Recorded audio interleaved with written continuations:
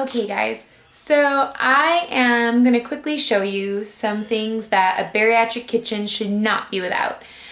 Sorry for the wiggly camera, the tripod is broken so I am holding it.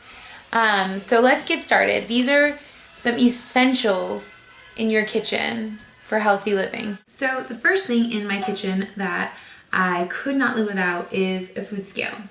I got this one at IKEA. It was like $10, wasn't very expensive.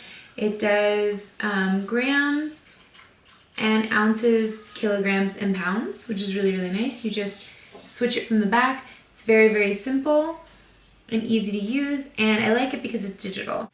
You can also get one like this. It's from the Martha Stewart collection, and it just works on springs. I don't know if you can see the little red dial going back and forth, and then this moves so you can zero it out. It's not as accurate as the digital one, but it did work well for me before I got my digital one. I do prefer my digital scale to this one, but this is a good backup to have. Or if you, if all you can find is a spring scale, they're fine too. You definitely want to be able to measure your food so that you can keep track of it. So another item that you don't want to go without is Splenda or Equal or any kind of non-sugar sweetener. Dumping is really common. I don't really have problems with dumping, but sugar equals calories. So even if you don't dump, you really should cut out the sugar because it's just extra calories that you don't need. So an artificial sweetener. Next on the list is Crystal Light. You have to drink at least 64 ounces of water a day. Dehydration is a problem after gastric bypass. So something that makes it easier to drink is always good. Crystal Light comes in a million flavors. I think I have like 7 in the house. And there's tons of other ones. It doesn't have to be Crystal Light. Kool-Aid makes a sugar-free, calorie-free one. There's now Maya water. It's pretty trendy, so there's lots of that stuff. So definitely something like this. So another item that you definitely should not go without and should always be in the kitchen is Greek yogurt.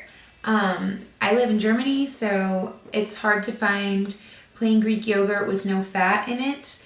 So this one's just plain regular Greek yogurt. Every once in a while I'll be able to get the no fat one. If you can't get plain Greek yogurt, you can make it. You just lay a cheesecloth in the bottom of a strainer and you put regular yogurt in it, regular plain no fat or low fat yogurt in it, and put it in the fridge, put it in the fridge overnight, and you'll have Greek yogurt. I'm going to do another video on this. You can use Greek yogurt for everything. It's a good replacement for sour cream. It's an amazing base for any of your dips, things like that. I put it in everything. I make dessert out of it. I make cheesecake out of it. And I would suggest getting the plain one and not the one that comes with fruit because you can flavor it with anything. I put pudding in it, sugar-free pudding to flavor it. I put my protein powder in it to flavor it. I flavor it with my own fresh fruit, a little bit of Splenda, imitation maple flavor, all that stuff. So it's super, super, super versatile. I can't even sing its praises enough. I use it in everything. So this is a must-have. Okay, next up, egg beaters. I love egg beaters. It's a good source of protein. It's low fat. And it's super easy to measure out exactly how much you can eat. For instance, I can eat about an egg and a half, if that's all I'm eating now. But how do you measure out an egg and a half when you're cracking open eggs? You have to either waste some or put it in the fridge, and warmed over eggs is not very good. So I really, really like egg beaters. Not to mention it's lower fat, lower cholesterol, and it tastes just like real scrambled eggs. And they have egg whites too. I don't know about egg beater egg whites. I think it's kind of silly since it's egg whites and you can just separate an egg. So I think for the price, you should just buy eggs. If you have dogs, raw egg yolks are really, really good for their coats. So when you separate the eggs, just give the egg yolks to the dogs.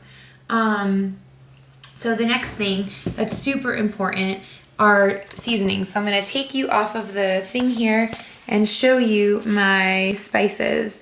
So you are no longer using fat for flavor. So it's really important that you, and then this is my other drawer. So we have lots of seasonings in the house. It's really important that you are able to substitute the flavor from fat with something else, or you're not going to want to stick to your diet. You're not going to want to stick to your new healthy eating plan.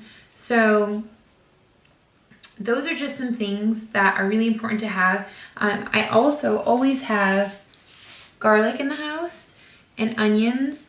They're great bases, and garlic, fresh garlic, gives you so much flavor with hardly any calorie additive to it. So that's really something really good to keep around too. You can add garlic to almost anything. Another tool that I am not going to pick up, I'm going to bring you to it. Well, maybe I'll just pick it up. You want to have a crock pot. This is my crock pot. It was like $30. You can make everything in this thing, and it's great if you don't have tons of time. You can set it up in the morning, go to work, and you come home to a dinner and it's nice and warm and hot. Next tool is a blender.